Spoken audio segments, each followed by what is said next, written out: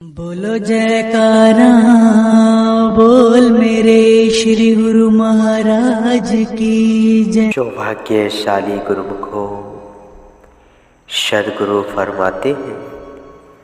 काकभूषण जी बोले, हे गरुड़ जी, जब भगवान श्री रामचंद्र जी महाराज सिंहासन पर विराजमान हुए, उस समय की शोभा और उस समाज का सुख वर्णन नहीं किया जा सकता। यद्यपि शेष सरस्वती वेदों ने अपनी बुद्धि के अनुसार उस शोभा के सुख को वर्णन किया, परंतु वास्तव में उस शोभा और सुख का जो रस है, उस रस को शिव जी भली भांति जानते हैं, क्योंकि उन्होंने उस रस का पान किया है। भाव यह है कि भगवान के लीला और महिमा के सुख का उसके परम भक्त ही अनुभव करते हैं, दूसरा कोई नहीं जान सकता। भगवान श्री राम जी सीता जी सहित भरी सभा में राजगद्दी पर विराजमान हैं। उस समय की यह कथा जो नीचे दी जाती है। दोहे में है, कृपा दृष्टि लखी पवन सुत, हर्षि दंडवत कीन्ह, रत्नमाल सो जान की, डारी गले में दीन्ह। भक्तों और भगवान के अंतर्गत जो प्रेम, भक्ति तथा कुर्बानी का संबंध होता है, उसको संसार में बहुत कम लोग जानते हैं। जैसे संसारी लोगों का अपने संबंधियों के साथ लेन देन का व्यवहार होता है, ऐसे ही भक्तों का भी अपने भगवान के साथ लेन देने का सिलसिला चलता है। लेकिन दोनों के परिणाम में धरती और आकाश का अंतर है। संसारियों के लेन देन में मोह प्रधान होता है, जिसके कारण जीव संसार में बनता है, और भगवान तथा भक्तों के लेन देन में प्रधानता प्रेम भक्ति की होती है,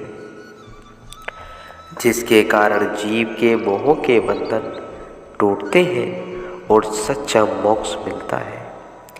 अपने प्रभु को सुंदर राज सिंहासन पर विराजमान देखकर परम भक्त विभीषण जी, जो उसी सभा में बैठे थे, बड़ी प्रसन्नता से उठे और रत्नों की माला हाथ में उठा ली। यह वह माला थी जो समुद्र ने रावण को दी थी, और रावण के मरने के पश्चात विभीषण के हाथ आई, और वे उस माला को राज्य तिलक के अवसर पर भेंट करने के लिए साथ लाए हुए थे।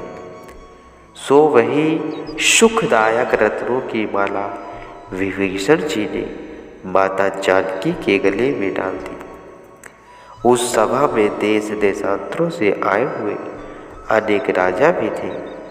उस माला की ऐसी विशाल ज्योति थी कि कोई राजा सन्मुख दृष्टि करके देख नहीं सकता था। सबहु राज समाज अधिक शोभायमान था। इस माला को देखकर सबका मन मोहित हो गया। उस समय महारानी जानकी जी रघुनाथ जी की ओर देखकर मुस्कुराई, जिसका भाव यह था कि वह अपने भगवान से पूछ रही हैं कि यह माला किसको दूँ। तब रघुनाथ जी ने उनके मन की जान ली कर बोले, फिर जिसे देने की इच्छा हो दे दीजिए। यह वचन सुनकर जानकी जी ने उस माला को गले से उतार और मन में विचार कर पवन सुत हनुमान जी की ओर देखा। हनुमान जी जान गए कि माता सीता जी की उन पर प्रसन्नता पड़ रही है। तब उन्होंने चित्त में अति प्रसन्न होकर दंडवत किया। आज्ञा पाकर उठे तो वह रत्नों की माला माता जानकी ने महावीर जी के गले में डाल दी। दोहे में आया है, बोले उठियो कहो नृत्य यह, कहा करत हनुमान, क्यों तोरत हो माल तुम सुंदर रत्न सुजान। रत्नमाल पाकर हनुमान जी अति प्रसन्न हुए और मन में विचारने लगे कि इस माला में कोई बड़ा भारी गुण है। परम आनंद और प्रेम रस में शराबोर होकर माला के एक मनके को बड़े ध्यान से देखने लगे, परंतु प्रकाश के सिवाय उसमें कुछ नहीं था। वे जिस वस्तु को देखना चाहते थे वह उसमें दिखाई नहीं दी। फिर सोचने लगे, मेरी मन भावनी वस्तु इन मड़ियों के बाहर तो नजर नहीं आती जिसमें मेरा मन लगे। संभव है कि इसके भीतर कुछ सार हो। ऐसा विचार कर महावीर जी ने एक मोती तोड़ डाला और उसके बीच में देखने लगे। जब उसके अंदर प्रकाश के सिवाय कुछ भी नजर नहीं आया, तब फिर दूसरा मोती तोड़ डाला और उसको भी बेकार समझकर फेंक दिया। देखने वाले आश्चर्य को प्राप्त हो रहे थे कि हनुमान जी यह क्या कर रहे हैं, लेकिन हनुमान जी ने इस प्रकार एक एक करके सब मोती तोड़ने लगे। देखने वाले लोग बड़े दुखी हो रहे थे और मन ही मन में कह रहे थे कि जो कोई अधिकारी न हो उसको ऐसी वस्तु देना उचित नहीं है। जो कोई देगा तो दशा यही होगी जो हनुमान जी के हाथों रत्नमाला की हो रही है। यदि यह मणियों की माला किसी राजा के हाथ में आती तो इसका मूल्य बढ़ता। भला बानर जीव क्या जाने कि रत्नों और मणियों की क्या कीमत होती है। उस सभा में बैठे हुए जितने राजा लोग थे उनमें से एक बोल उठा, महावीर जी, यह आप क्या कर रहे हैं? इतने बुद्धिमान होकर सुंदर रत्नमाला को भी क्यों तोड़ रहे हो? अंग भयो पुने कुलस सम, उठी तुरंत भगवान, वारी विलोचन पुल की तनु, ये लाए हनुमान।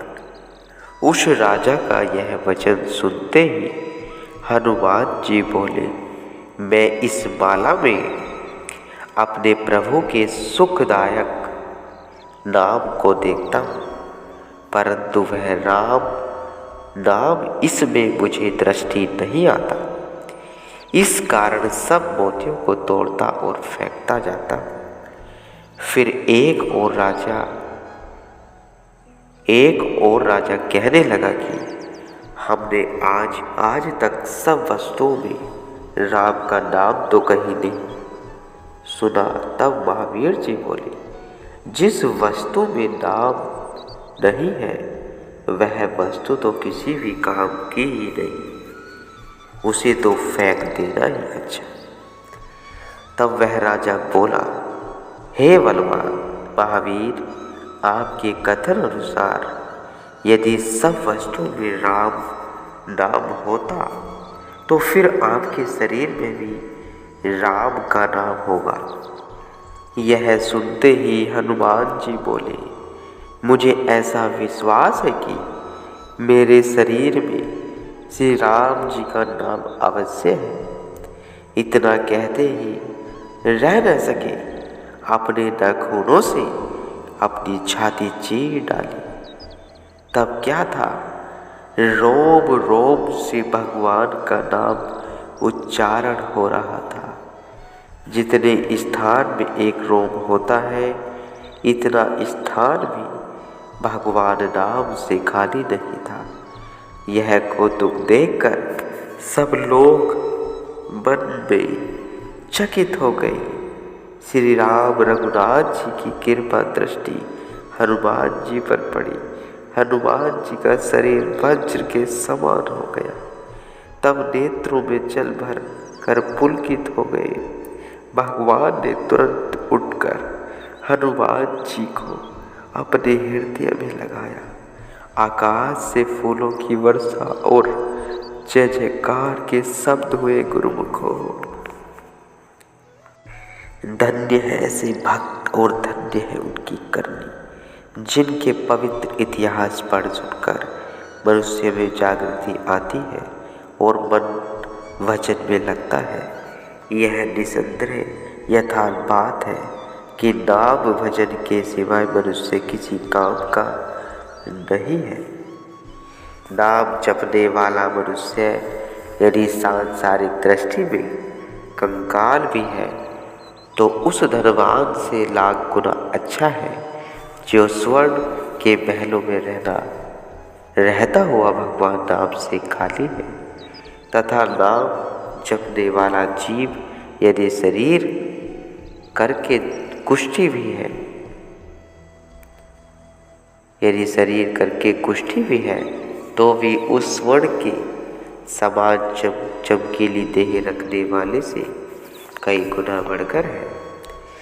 जो नाम से हीन है, संतों की वाणी कहती है, नाम जपत कुष्ठी भला, चोई चोई परे सो जाम, कंचन नहीं के काम की, जामुक नहीं नाम।